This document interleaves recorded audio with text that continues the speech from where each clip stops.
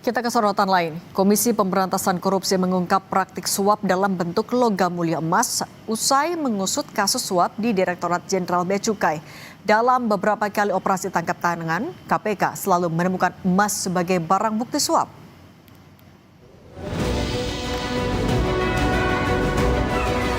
Makanya dipisah, hari ini ada dari 2 tempat gitu ya. Kalau ditotalkan berarti 5,3 kilo. Ya, seperti itu.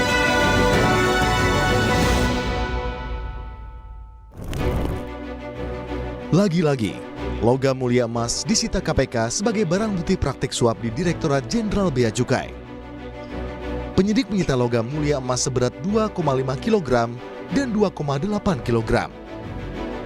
Jika dikonversi dalam rupiah, harga emas ini masing-masing bernilai 7,4 miliar rupiah dan 8,3 miliar rupiah. Sebelumnya operasi tangkap tangan pejabat dan pegawai kantor pelayanan pajak KPP Madya Jakarta Utara, KPK juga menyita barang bukti logam mulia emas senilai 6,38 miliar rupiah.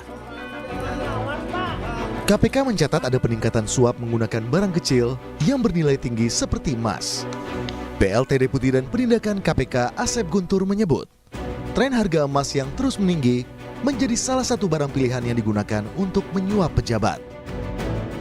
Beberapa bulan terakhir ini terus meninggi ya, menanjak gitu ya. Walaupun di minggu kemarin setelah hampir mencapai 3 juta sekian per gram gitu ya, kemudian turun lagi ke angka sekitar 2,9 sekian ya. Menjadikan daya tarik bagi orang-orang atau pihak-pihak yang akan atau yang memiliki kepentingan dengan barang yang kecil tapi nilainya besar gitu ya. Kan jadi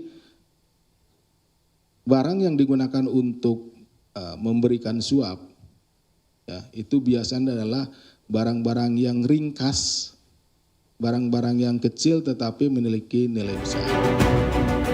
Harga 1 gram emas antam hari ini 6 Februari 2026 tercatat seharga Rp2.856. Sementara harga 10 gram emas mencapai Rp28.110.000. Sebelum tren emas, KPK juga menyebut valuta asing menjadi salah satu alat bukti suap yang sering ditemukan. Tim Liputan Kompas TV.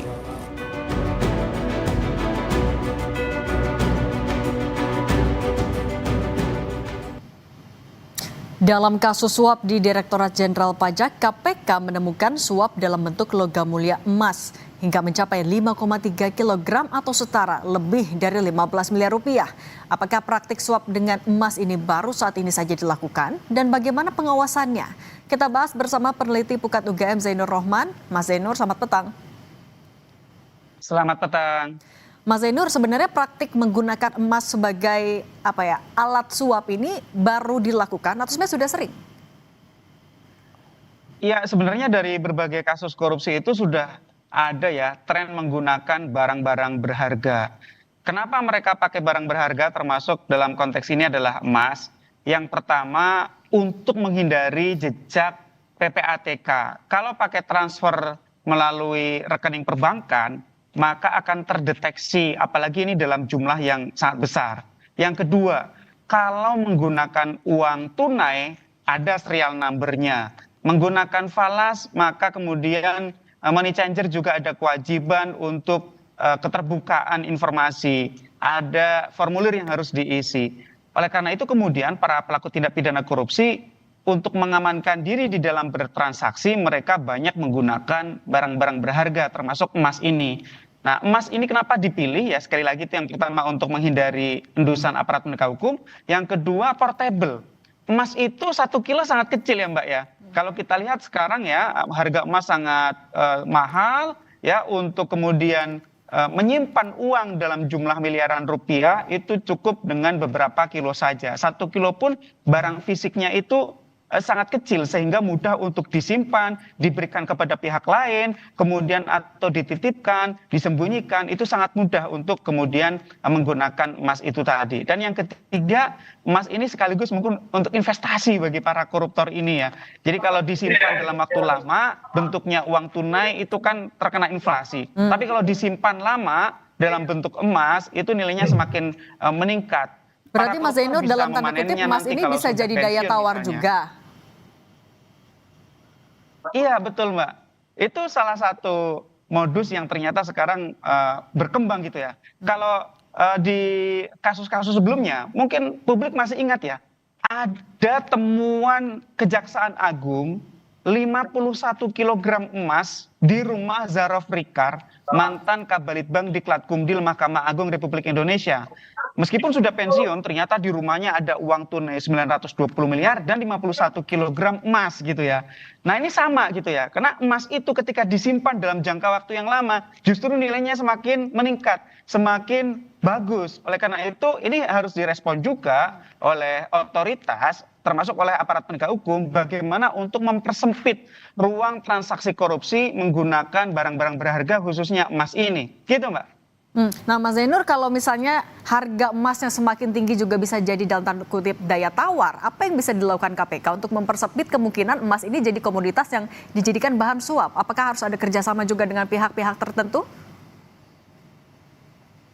Ya, memang kalau yang untuk perbankan sebenarnya relatif selesai ya, karena kan ada PPATK, ada kewajiban deklarasi, ada sistem pengawasan yang berlapis. Demikian juga untuk valuta asing. Namun untuk emas ini nampaknya masih ada di area yang jauh lebih longgar gitu ya. Tidak ada satu otoritas tersendiri yang kemudian melakukan pengawasan terhadap transaksi emas ini. Sehingga mungkin ini memang masih perlu satu respon khusus dari aparat penegak hukum ya.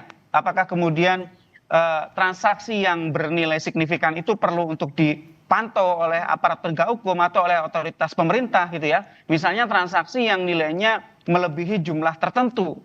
Nah kalau kita ingat sebenarnya saat ini ada satu rancangan undang-undang yang disebut sebagai rancangan undang-undang pembatasan transaksi uang kartal atau uang cash, uang tunai. Itu tujuannya untuk mempersempit ruang gerak adanya suap menyuap menggunakan uang tunai. Karena kalau melalui transaksi perbankan mereka sudah takut, maka kemudian tunai. Ternyata kalaupun itu RUU pembatasan transaksi uang tunai itu sudah disahkan, masih ada celah lain menggunakan barang-barang berharga.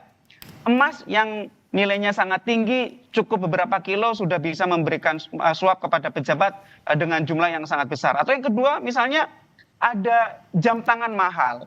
Satu buah jam tangan itu ada yang nilainya 3 miliar, ada yang 9 miliar. Seperti kemarin waktu ada kerusuhan ya, publik terhenyak ada jam tangan nilainya 9 miliar gitu ya.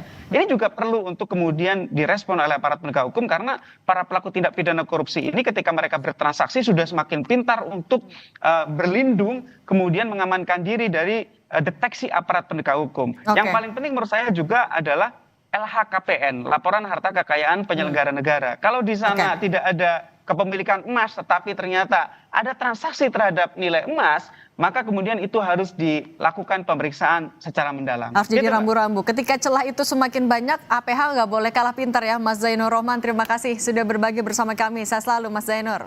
Sama-sama.